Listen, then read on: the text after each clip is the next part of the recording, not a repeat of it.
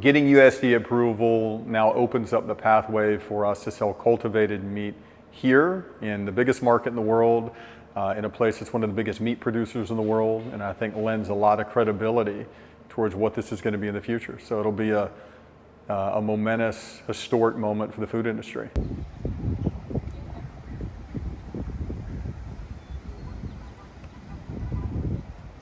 So often anything that's new, whether it's an electric car or it's ChatGPT, it feels strange, a little peculiar initially, but after a period of time, it becomes ubiquitous and boring, and that's eventually the path for cultivated meat. All these step things that I do.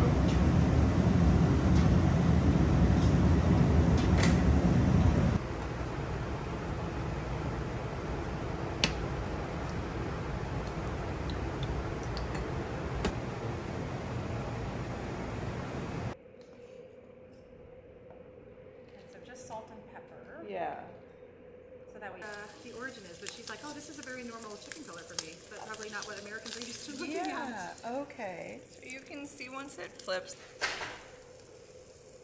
you'll notice when you eat it, it has resistance to the knife. So cultivated meat, put really simply, is real meat that is grown from animal cells. So if you imagine the meat that we have loved and eaten for tens of thousands of years, the meat that we cultivate is actually biologically the same, but it's made in a whole new way. And I put it around, but not on the chicken, so I'll still be able to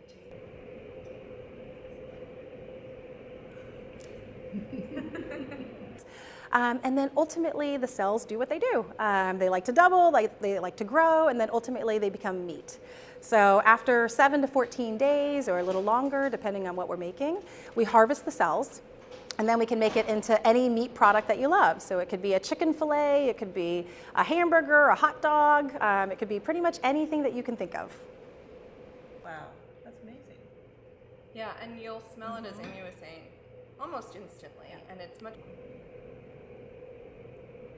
The food stylist in me wants to really go after. So our first product will be chicken fillets, but we are working on an entire portfolio, first of chicken, and then following that will be beef and other species as well. Our chef can sign off on the quality and the taste of a product. Hopefully that will inspire consumers to understand it. Right, and then you really only want to keep one part. So in the cultivation process,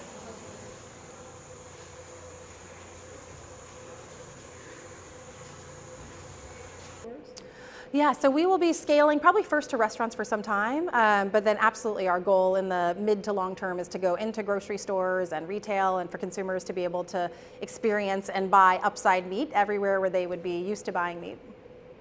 here where they are allowed to continue growing, doubling, ultimately until they're either ready to be harvested in terms.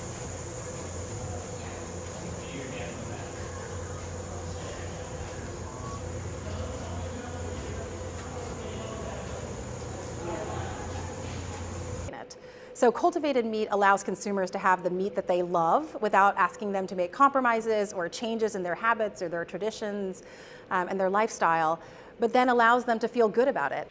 Peas, right? Well, peas, let's say they have 30% protein, and you have chewy structure. You don't have to make from a powder.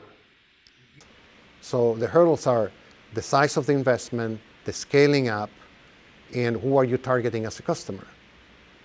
And especially who is going to eat this? If you're not forced to eat lab-grown meat, while you will be eating lab-grown meat.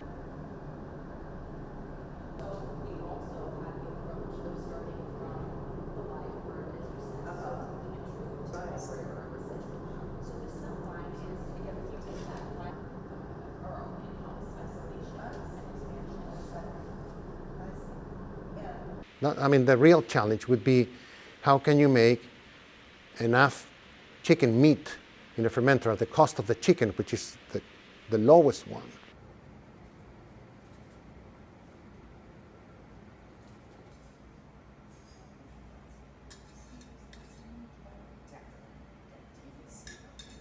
For some period of time, I would say it's at least 2 years, probably more than that. It'll be very small volumes. So think less than 5,000 pounds sold. And ultimately to get to a point where no matter who you are, you know, if you're hearing this, it'll be in your local grocery store, in your local restaurant, we'll need to build much larger infrastructure.